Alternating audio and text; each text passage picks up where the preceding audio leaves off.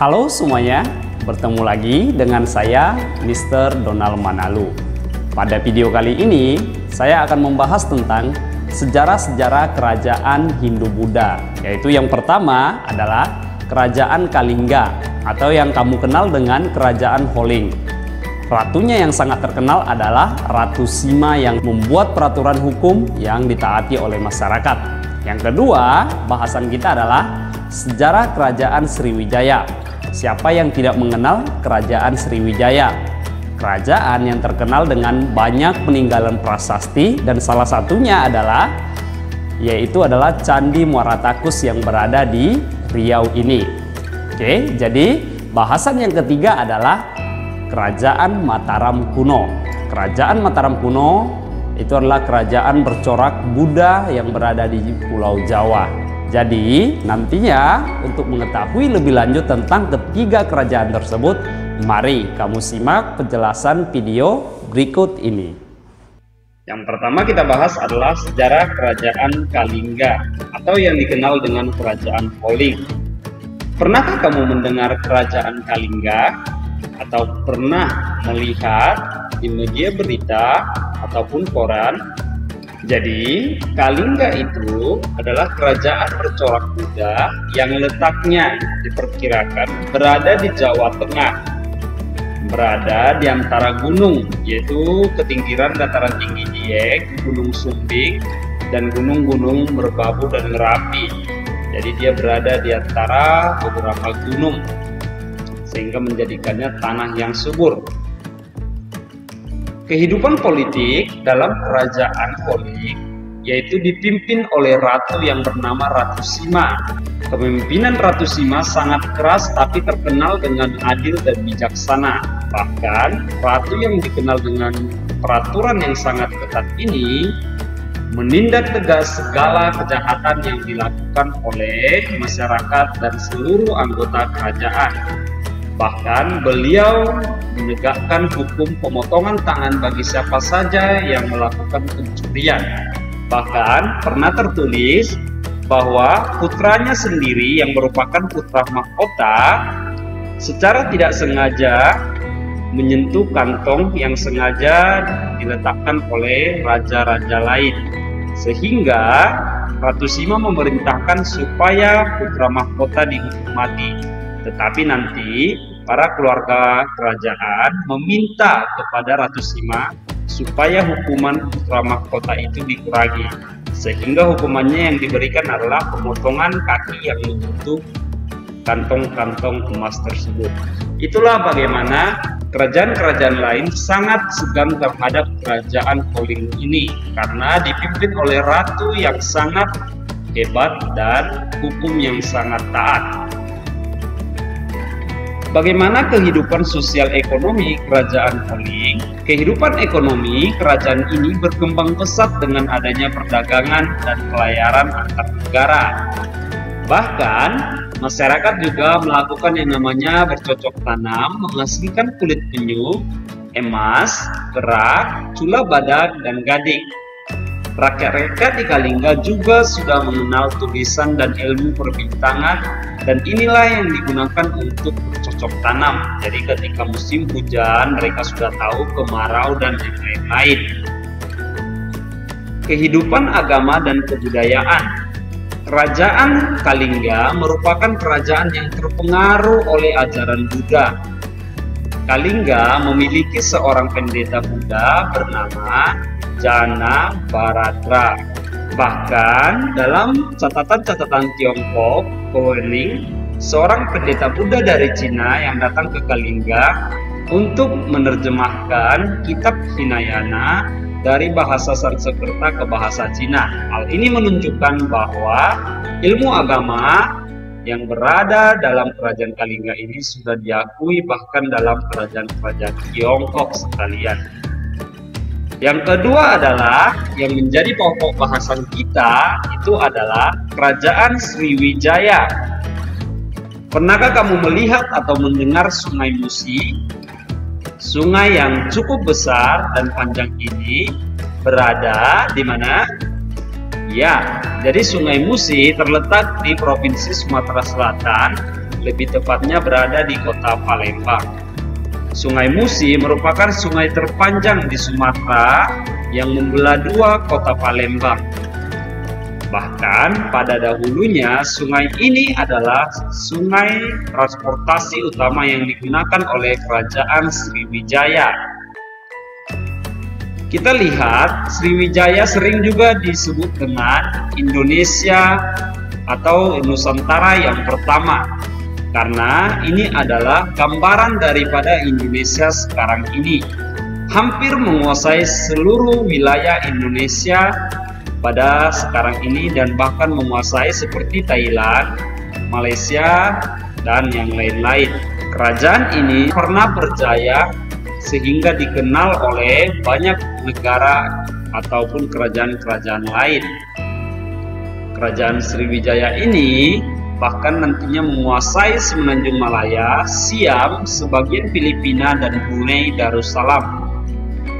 Ibu kota Sriwijaya sampai saat ini masih menjadi perdebatan karena banyak yang mengatakan ada yang di Palembang, ada yang di Muaro Jambi, dan ada yang di Muara Takus di Riau.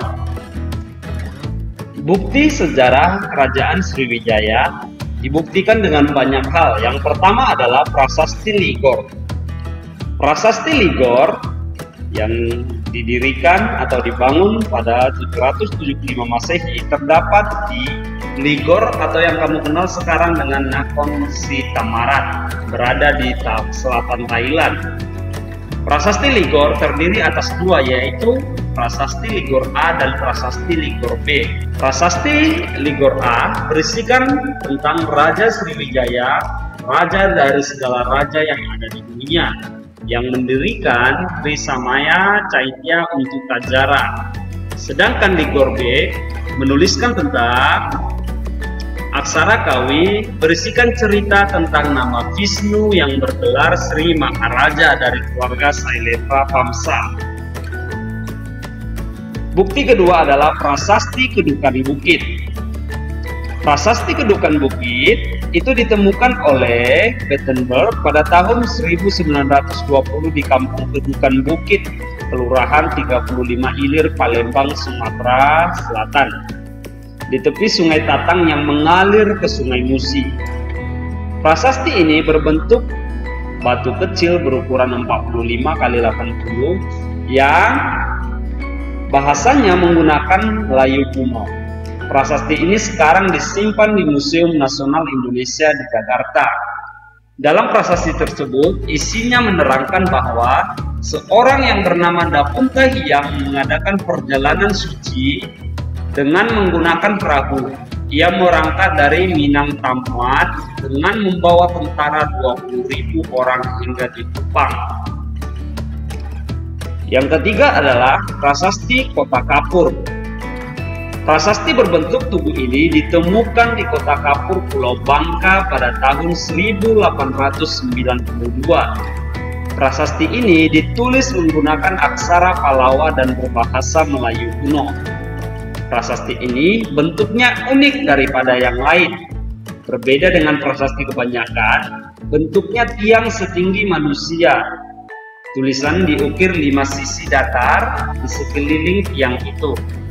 Prasasti Kota Kapur berisi pernyataan bahwa perbuatan yang jahat akan mendapatkan hukuman, sementara orang yang setia akan mendapatkan keberhasilan dan kelimpahan. Hal ini menunjukkan bahwa pada masa itu telah terjadi yang namanya pemberontakan dalam kerajaan Sriwijaya. Bukti-bukti sejarah kerajaan Sriwijaya yang lainnya adalah masih banyak prasasti. Yang lainnya itu adalah Prasasti Palas Pasemba, Prasasti Talang Tuo, Prasasti Talaga Batu, dan Prasasti Karangberahi. Itu adalah prasasti-prasasti yang berkaitan dengan kerajaan Sriwijaya. Kita lihat kemunduran daripada Sriwijaya. Meski memiliki kekuasaan yang luas, sampailah akhirnya Sriwijaya pada masa akhir kekuasaan. Penyebab mundurnya Sriwijaya yang pertama adalah faktor geografis.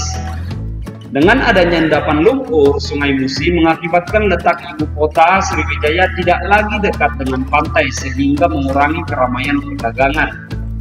Yang kedua adalah lemahnya kontrol pemerintahan pusat sehingga nanti banyak daerah yang melepaskan diri. Yang terakhir, berkembangnya kekuatan di Jawa dan India. Kerajaan Singosari dalam ekspedisi Pamalayu yang terkenal menyerang Kerajaan Sriwijaya. Dan yang terakhir nantinya adalah kerajaan yang berasal dari India yaitu Kerajaan Kolomanda menyerang 2 kali terhadap Kerajaan Sriwijaya dan bahkan berhasil menawan Raja Sriwijaya. Jadi itulah penyebab hancurnya Kerajaan Sriwijaya yang merupakan kerajaan terbesar pada masanya. Yang ketiga kita bahas adalah Kerajaan Mataram kuno. Mungkin kamu sudah pernah melihat ataupun mengunjungi Candi Prambanan. Candi yang besar dan megah ini dibangun pada zaman Kerajaan Mataram kuno. Jadi Candi Prambanan menurut prasasti Sikawarga, candi ini mulai dibangun pada tahun 850 Masehi oleh Rakai Pikatan dan terus dikembangkan dan diperluas oleh Raja Balitung Mahasambu pada masa kerajaan Medang Mataram. Sumber-sumber sejarah Kerajaan Mataram kuno yang pertama adalah Prasasti Canggal. Prasasti ini ditemukan di kaki Gunung Bukir, Magelang, yang isinya berupa ada 12 bait yang masing-masing bait itu memiliki arti tersendiri, seperti bait pertama yaitu Raja Sanjaya mendirikan Mingga dan yang lain-lain. Ini adalah gambar daripada prasasti Canggal. Yang kedua itu adalah prasasti Kalasan. Prasasti yang ditemukan di Kecamatan Kalasan Sleman ini ditulis dalam huruf Pranagari yaitu bahasa dari India Utara dan bahasa Sanskerta.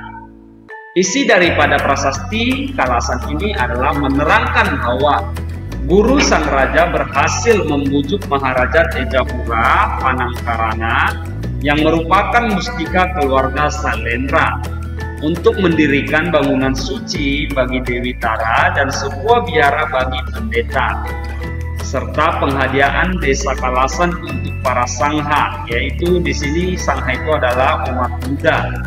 Bangunan suci yang dimaksud adalah Candi Kalasan yang kita kenal sekarang.